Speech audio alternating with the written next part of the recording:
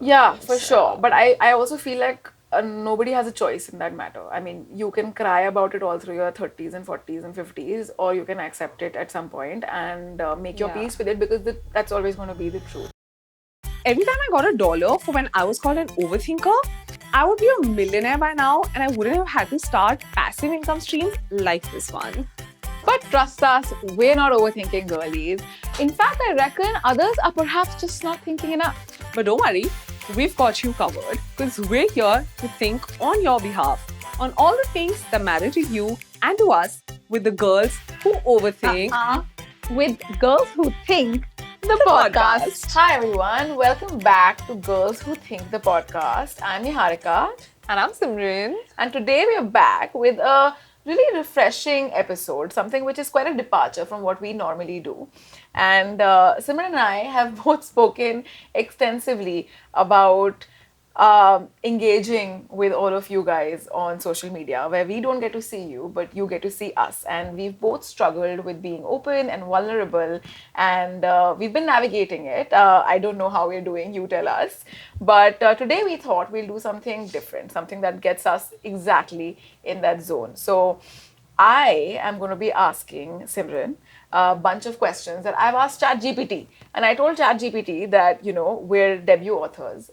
We both have one book to our name, and we've navigated that entire journey of publishing. And we're, of course, women navigating the millennial life. Actually, she's Gen Z, but we're gonna technically she's Gen Z. Mom, I feel more millennial than Gen Z, but yeah, I'm on the border. Yeah.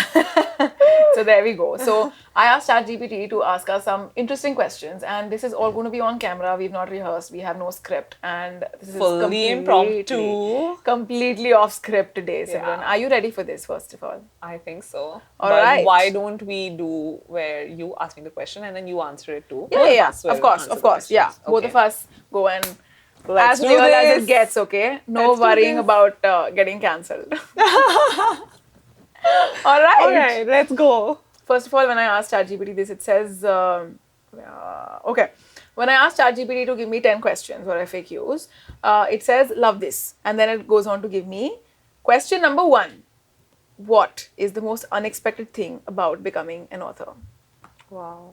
I think the most revelation that's been for me after becoming an author is realizing that most people write a book only as another feather in their hat instead of the main thing that they do. It's just one more element of their brand positioning instead of the main thing that they do. Gone are those times where people were full-time novelists like Jane Austen and Virginia Woolf or even Murakami for more recent times. It's just one part of the brand positioning. Yeah, and to such a degree that when I kind of announced that my book is about to come out there, everybody assumed that that's exactly why I'm doing it too, and it really wasn't. Like, I genuinely loved writing, and I always thought it's a legit reason to write, but that just surprised a lot of people when I kind of announced it publicly. But for me, the answer to that question would be so much of what I would see of people being in like mainstream media or people who are positioning themselves as authors, things that I would see as achievements,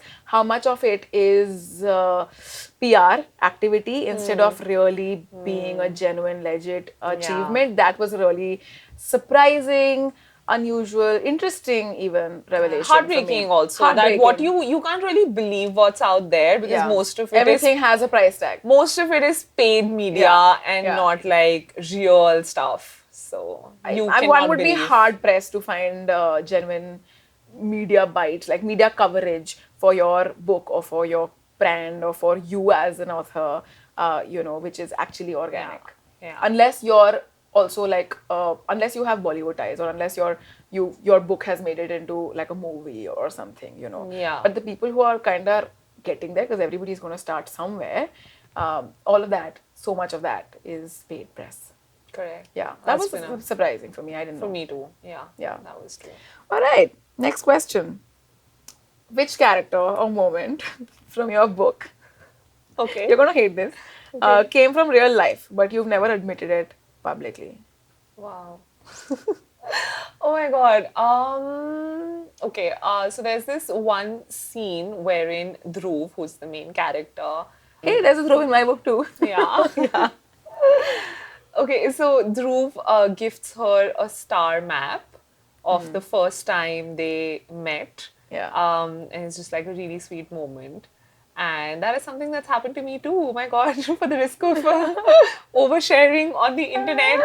The internet loves oversharing. Yeah, that happened to me, and I kind of picked that up from my life and my experience and baked it into my book. And here I would like to also talk about how I think most writers, and you can of course add to it, how most writers draw from their life or from their experiences. So even if there are a lot of things that have happened to me, I have put in the book, I have not put in the book. It's just not exactly there, but there in a Yeah. different fashion. So you repurpose and refashion a Yeah. lot of your experiences and convert them into fiction. I mean, Yeah, that's yeah, yeah. really how the Yeah. creative process works, I guess. I mean, after I wrote, I was certain that there's no such thing as fiction because everything is coming from somewhere. You can't Yeah. really have a story without an experience Yep. to kind of give birth to that story. So I definitely believe that too, and I feel like all of my characters technically kind of are based on real life in some way. But one incident that I would like to mention from my book was not essentially a love story. I didn't want it to be a love story. My book was about my protagonist having like a solo adventure journey and figuring out a lot about herself, which then eventually would go on to impacting her relationships. But there was editor feedback that you need to kind of give context to her relationship with her husband, and her husband was positioned to be kind of, he was written to be like a man written by a woman, wherein he was this extremely understanding man. He was her friend from university. He was trying to be a very understanding partner, but he can't really understand her if she doesn't understand herself, and that was the journey I wanted to showcase. And I remember not knowing how to write that love story ka context, okay? And I actually drew from my friend a lot I mean, when I was studying in UK, I have this friend, by the way, she doesn't know this. I've never told her because I was waiting for her to read the book, and she never got to this point because she's not a reader at all. But I used to live alone in UK, and that was the first time that I was living alone. And I used to get really scared at night sometimes. I could hear a lot of noise. I could hear some drunk guys coming back from a pub and all of that. It would just scare me.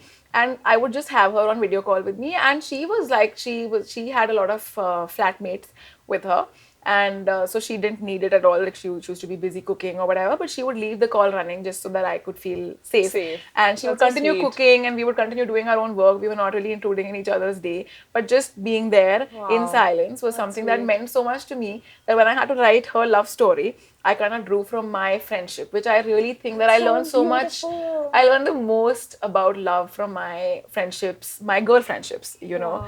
and of course, that's also a mistake to expect like girl friendship rules to kind of apply in your romantic relationships with men, because they are wired so differently. But yeah, that became the context for the love story background that I kind of wrote in my novel. So That's yeah. beautiful. I love it. Yeah, well, she's got to know this now. Okay, question number 3. What does success look like for you now as a woman, not just as a writer? Wow, that's such a deep question. A lot to unpack. A lot to unpack. I don't know how will I pack this answer in like a 1-2 minute window, but I think success to me looks like alignment at this point. If I were to summarize it in one word, and by alignment I mean just your mind, body, and soul needs to be in alignment with what you're trying to create in your life. So, just being at peace with yourself, being at peace with your choices, not having the anxious yes or no or butterflies about anything, just owning up whatever it is that you've done and feeling good about it. So a lot of self-acceptance, a lot of alignment of different things coming Alignment together. being the keyword. Yeah. Alignment being the key word. I think Got it. that's success. I think at the end of the day, if you can feel good about yourself, about all that you've done, um, that's really, then you're successful. Yeah. Or you could have possibly accumulated most of the material accolades and possessions, but if you're not feeling good about yourself and good about everything that you've done so far, then that's just not success at all. You're probably the most unsuccessful person. Yeah. So yeah. Well, beautifully said. I feel like what success would look like for me now, I think not regretting um, how I'm exercising my potential. Wow. Okay. Yeah, I mean, if I feel content or at peace with what I'm doing with my potential, then I feel like that would be success. I don't want to kind of feel like I wish I'd done more. I feel like that would But where, hurt me a lot. when would you arrive at that? Like, what's the metric to judge But I that? feel like that keeps changing every 5 years, That's what right? I'm saying, Which is right? going to be, I mean, I have accepted that that's going to be life. Like every 5 years, you're probably, your goalpost is going to change. It's slightly ambiguous in the sense that how do you define not having regrets? Like, when would you know you don't have regrets? I mean, if you don't regret it, that's a strong metric, I guess. Like, I think, of course, one only knows the potential that they have. And only And I you'll would know only, that. and I think you'll only know once you get there. I think it's one of those things where when you're stretching yourself, right, you know it, like you feel it, like you know that you're putting in what you want to put in. And this, by the way, doesn't necessarily play into the hustle culture by any means. It just is like, as I said, the goalpost might keep changing, but if I know I'm doing my best, then I feel like I feel at peace, and that feeling of being at peace is the metric of like success in In a that way, sense. same. Yeah, Same. yeah, same. Because when you're not at peace, you know it. You know it. Correct. Right. Yeah. So, well, that's Happy to be aligned there. happy to be aligned. All right, question number 4. Yeah. What's one belief about love, career, or friendship that your 22-year-old self would be shocked you now hold? I think this is just one of our podcast topics that the Yeah. greatest love story you'll ever have is with yourself. Yeah, who would have thought we'd be saying that at 22? Yeah, I think at 22-year-old Simran just thought that the greatest love of her life will come and save her from everything and, will just take away every bit of pain and every bit of I don't know. I think 22-year-old Simran would just see things very differently. But I think right now, I just feel like the greatest love story you're ever going to have is going to be with yourself, and you have to nourish yourself.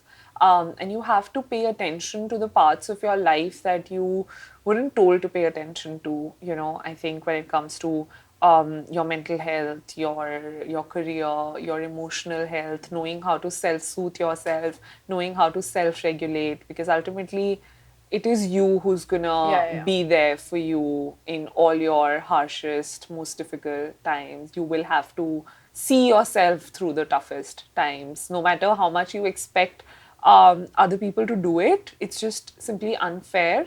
If you're lucky, you're gonna have people around, but if you're not, there are going to be times where you'll have to take that journey by yourself. So really build a good relationship with yourself. That's an Yeah. advice for anybody in their early 20s or their late teens. I think that's Yeah. something you realize after you've lived life a little, maybe in Yeah. your late 20s or your early 30s, that Yeah. you need to build a good relationship with yourself, and the greatest love story I you'll think ever have coming is to with that yourself. realization in your 20s, I feel like it happens in 20s for most people. Yeah. Is always very tough because you just assume that your support system is just here to support you. Like that's the only role they play in their lives. But building on that, I feel like another belief that I kind of have formed from experiences like that is that everybody is looking out for themselves. They're too busy looking out for themselves to be able to be there for you in exactly the way that you need them to be there. Oh my god, that's so harsh. Yeah. It's so true, but it's so harsh. But I feel And like it isn't takes that the away the opposite of harshness, love? though. Isn't that the opposite of love? And why I want to say this is because I think as kids or as young girls or young people, our expectation of love is that it is selfless when someone puts your needs above their own and they look out for you over problem looking is- out for themselves. Yeah, but the problem is everybody's expecting that, right? So the people that you're expecting to be there for you are also expecting you to be there for them, and in that expectation, I feel like the fact is that everybody is It's just eventually looking looking out out for for themselves. themselves. I mean, when you kind of understand that, in a lot of situations where you are getting hurt, while you may be the collateral damage, okay, while you may be getting hurt as collateral damage, that may not be the intention.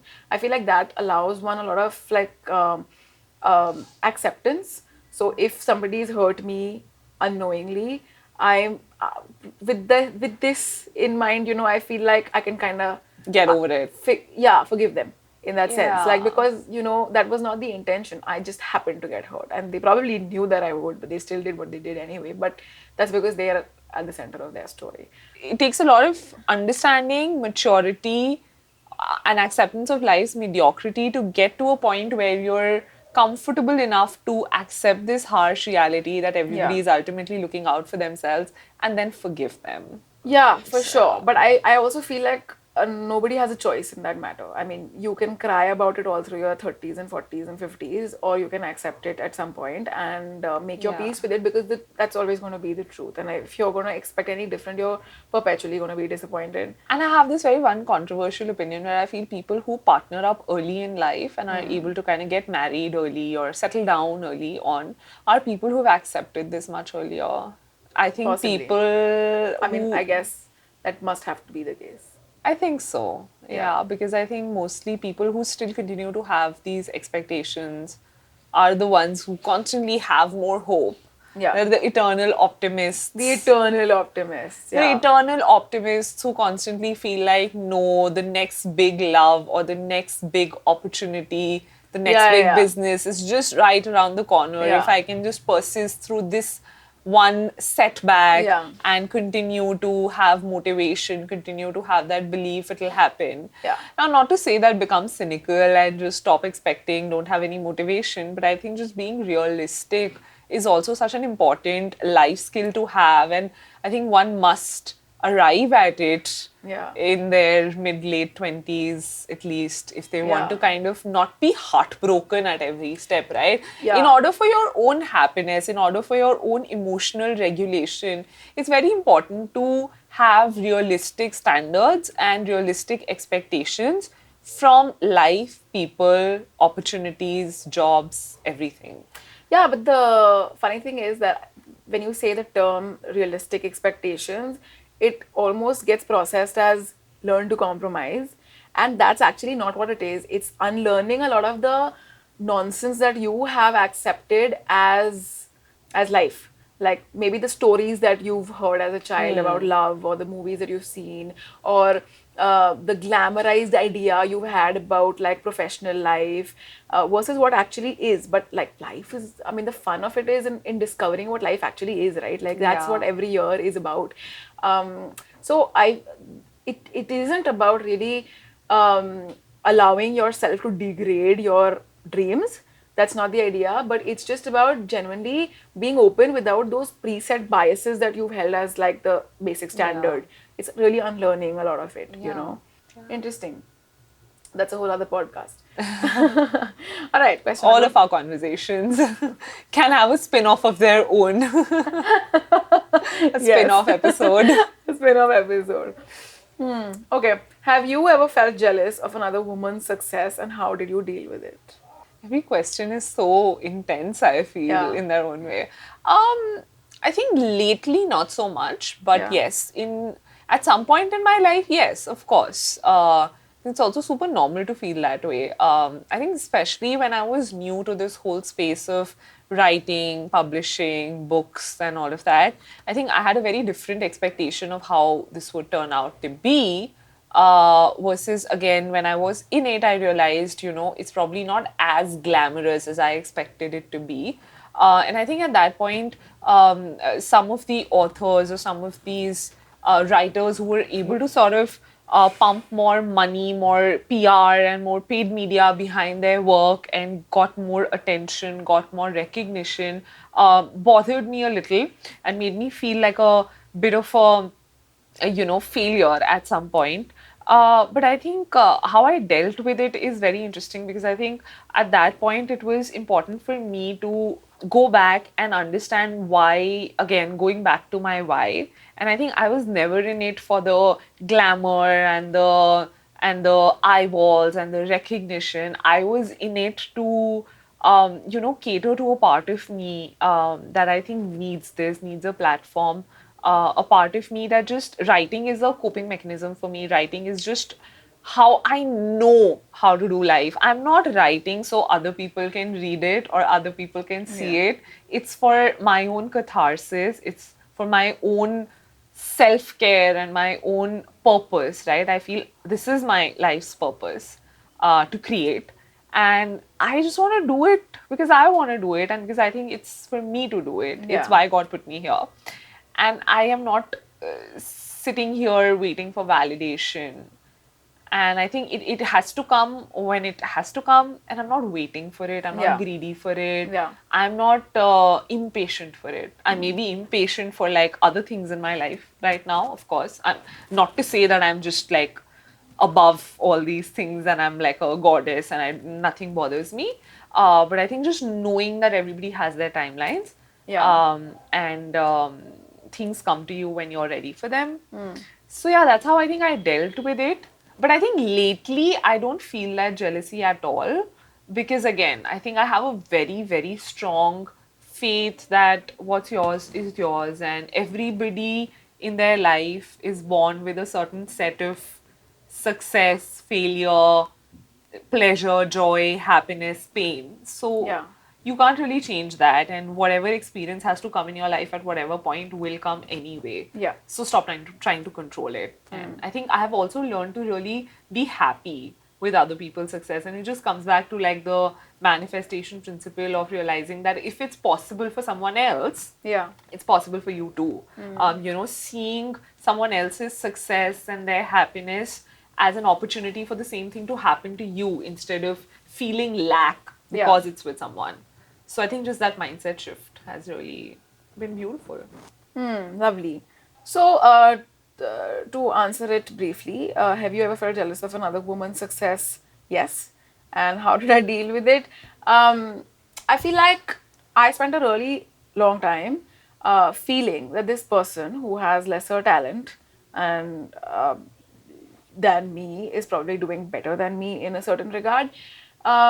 Firstly, I also kind of took cognizance of the fact that that is a really arrogant approach. I feel like you don't know what people are capable of, and if they are, let's say, even in the writing space, if they are resonating with readers, then they're doing something right, even if it may not necessarily be intellectually superior.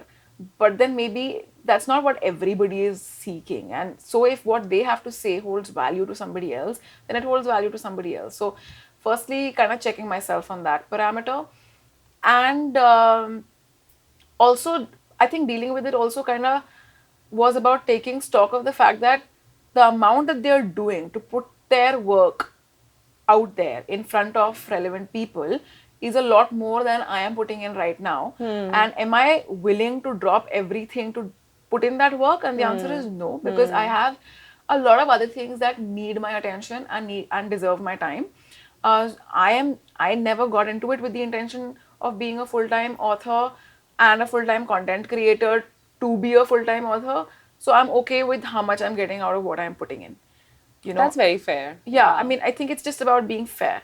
And that's about it. I mean, also understanding that success is really a volume game, it's a numbers game. Like Colleen Hoover, for that matter. I mean, everybody's talking about, oh my God, she's just suddenly blown up. She's very many books old. She's not just It Ends With Us. Exactly. You And I think know, everybody has their own timeline. Yeah. It's just like I'm sure people are seeing Colleen Hoover's success now, but Yeah. she's been, like you mentioned, she's been at it she's for been at years. it for years, and now And- she's gotten to see the success that she has. Yeah. So it takes a lot of like hits. And You there are just multiple- kind of Yeah. keep at it, and then you kind of. And there are multiple things that go into making a success. Yeah. Be it volume, be it consistency, be it talent, be it hard work, be it that X factor of connecting with your audience or Yeah. with the people, to like this mystical element of luck or whatever it is that you want to call it. So there are multiple things. They have to, like, all of these things have to happen for you at the right time, and that ultimately leads to the kind of success that people end up taking notice, that people end up noticing. So I mean, all of these things don't happen that easily, right? Yeah. They happen when they have to happen.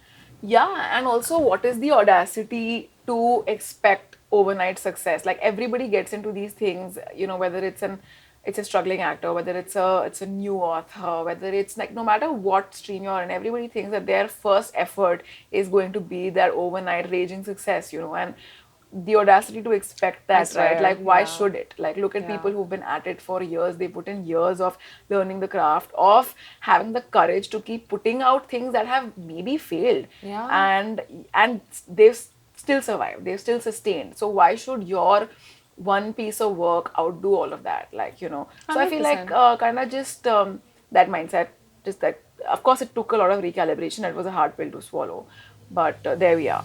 But yeah, we've already run over time with this episode. So for the Correct. next 5 questions will be part 2 of this series. But Yes. for now, This is Simran and I'm Niharika. and signing off from Girls Girls Who Who Think, Think, the the podcast. podcast.